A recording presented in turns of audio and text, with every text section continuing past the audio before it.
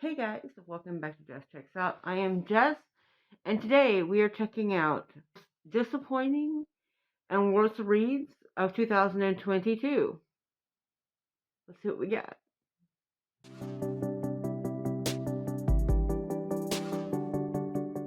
Okay, so I'm going to start off first and put some kind of graphic here that the HarperCollins Union has put up, and they are in fact protesting all HarperCollins titles, so that will eliminate 4. I'm going to talk about them quickly, not actually talk about them, to list them.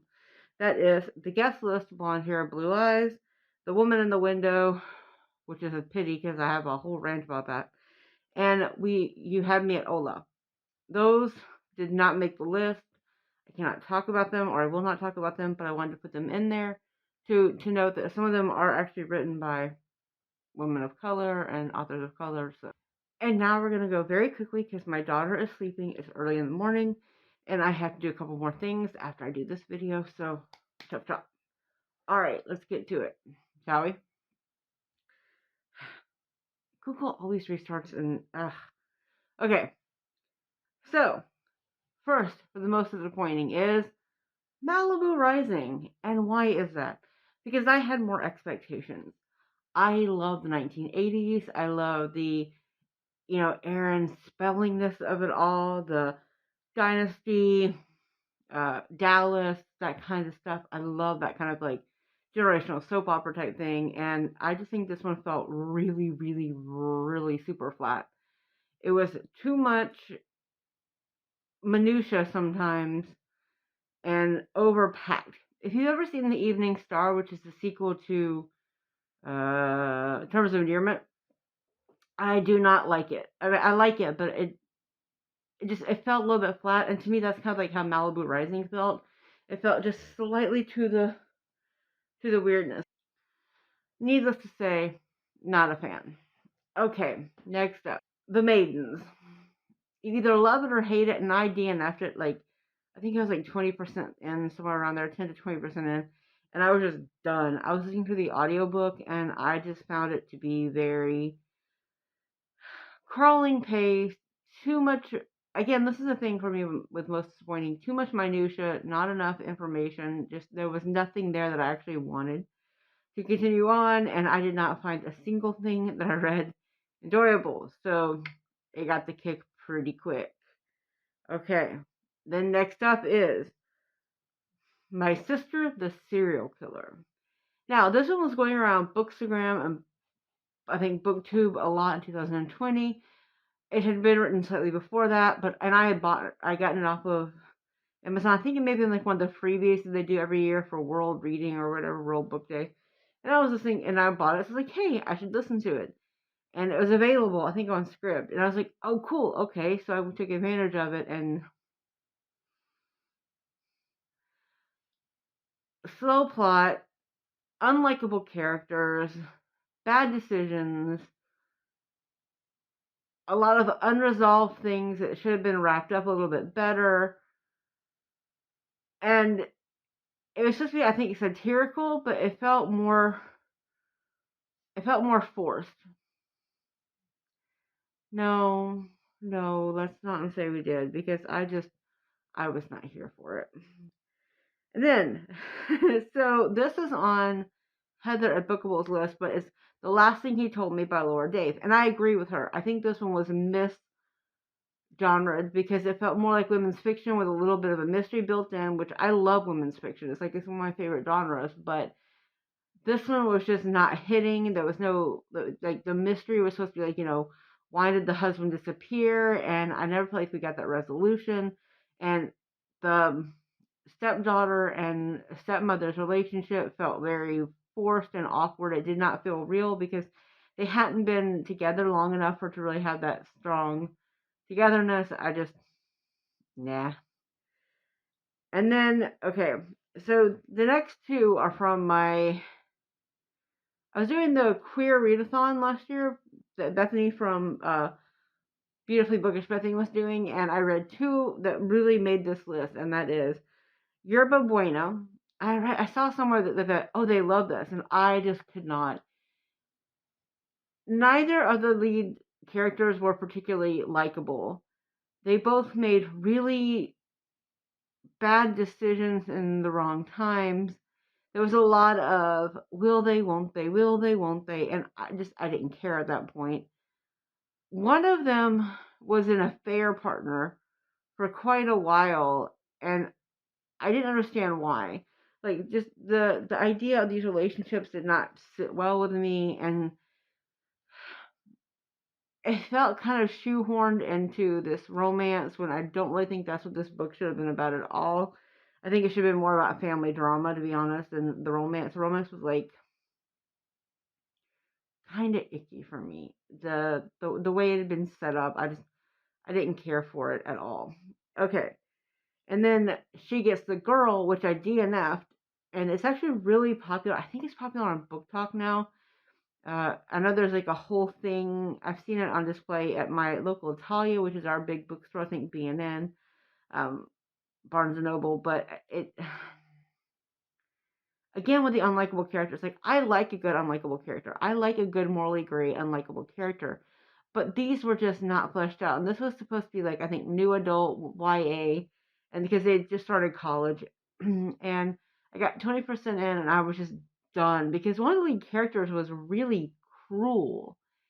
And, she was trying to be the cool girl and cruel, and they were both standing out in their own ways, not in great ways, about being in college for the first time. And it just felt really forced. And like 20%, and they had just met, and I was just like, I don't care.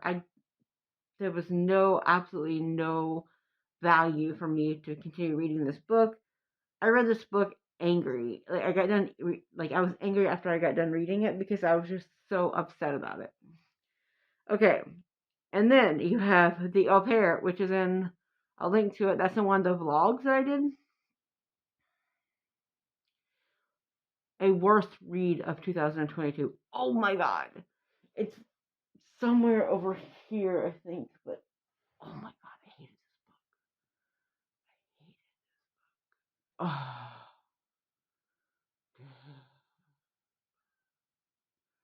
I hated this book.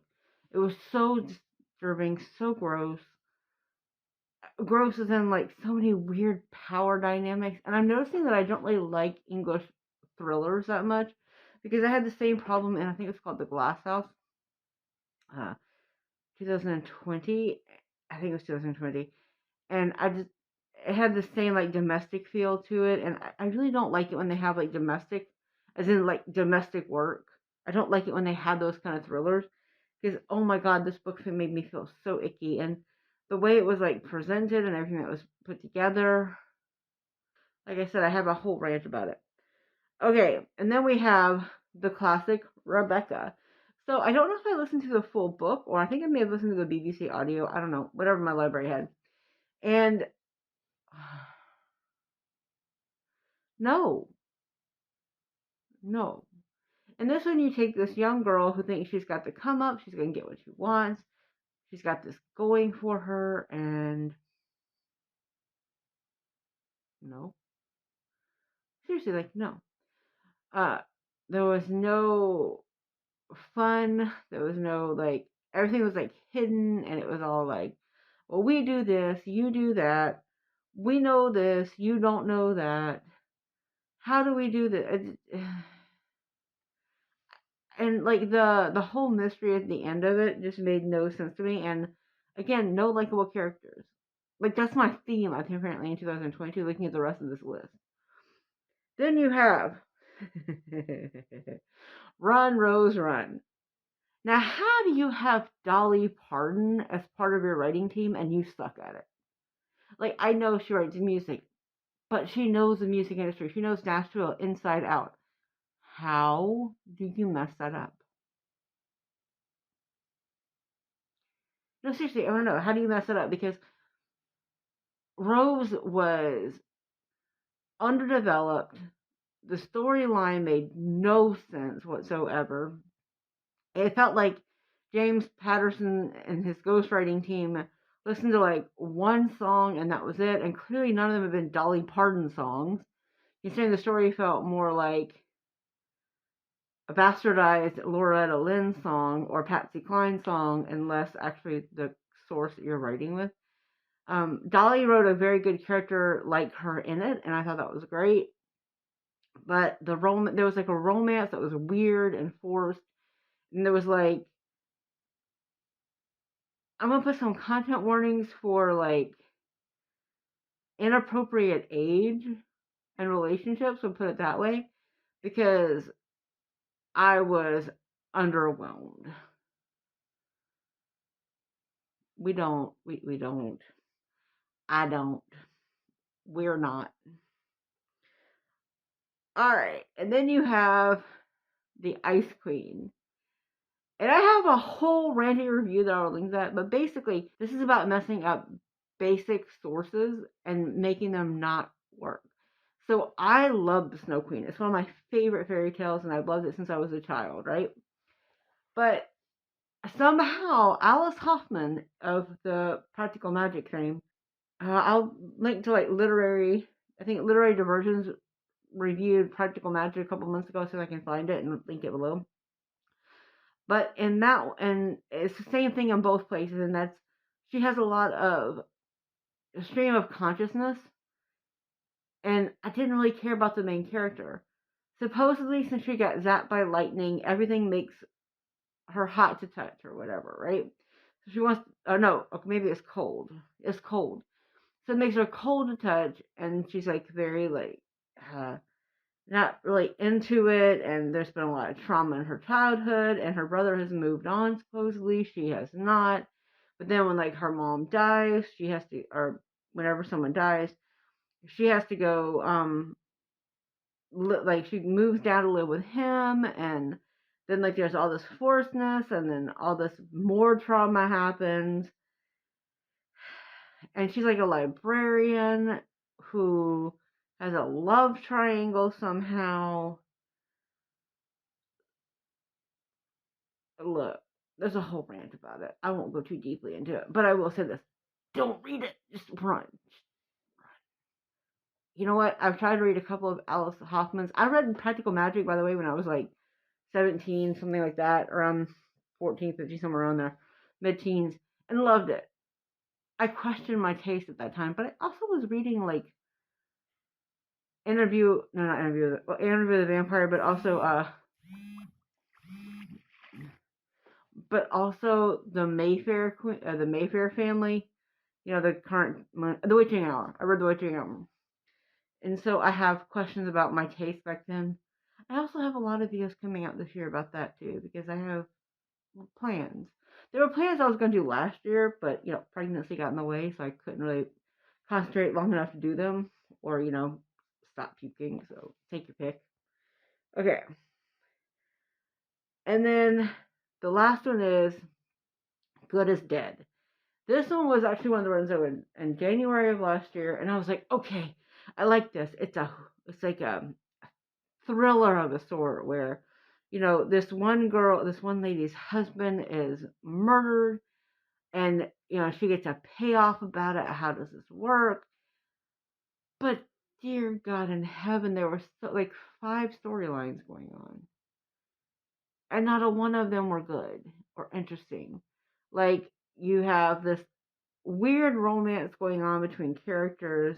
You've got the secrets of the secrets. You've got the, well, we've done this, we haven't done that type stuff. And then the, what's going on. And the resolution was so,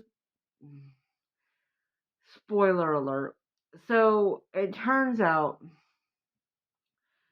the son of a rich guy in the industry killed the wife's husband. But that's okay because it's been less than a year and she's moved on. And the husband seems almost like a Brad Pitt caliber type actor of the, you know, I can hold my own type stuff. And then they just kind of shoehorn Christian fiction into the last, like, you know, about forgiveness. And I'm like, she got paid off. She didn't know who paid her off. She got more crap out of it. And then okay. none of it made a whole lot of sense. Okay, guys, that is my worst and most disappointing reads of 2022. Again, I would have talked about more, but they are on that HarperCollins list, so they are off my list at the moment.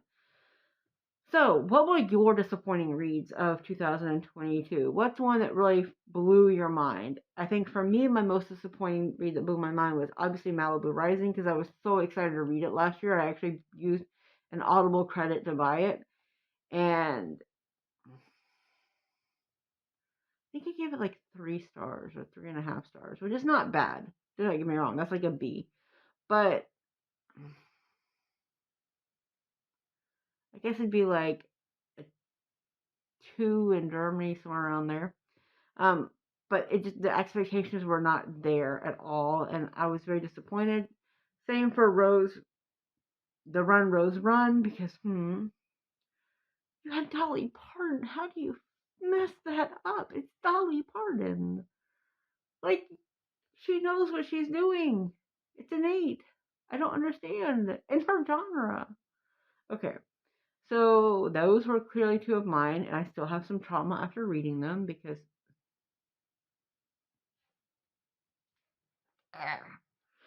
Okay. So tell me yours below. Please comment, like, subscribe. I always forget to put that. So the reason I'm actually putting that in now is apparently people are like liking the video, but YouTube is not showing it to me. So I guess I'm so small that they decided that my analytics don't matter or something. I don't know. So I'm just pointing that out there. If you're coming from someplace else, please let me know where, because I get all these like statistics, but I don't know where they come from. So please let me know in the comments. I actually do want you to talk, guys. Okay, bye. Let me see if I can find it. Hold on. I guess I don't have it over there. Oh, I guess Karen fell, huh? Okay.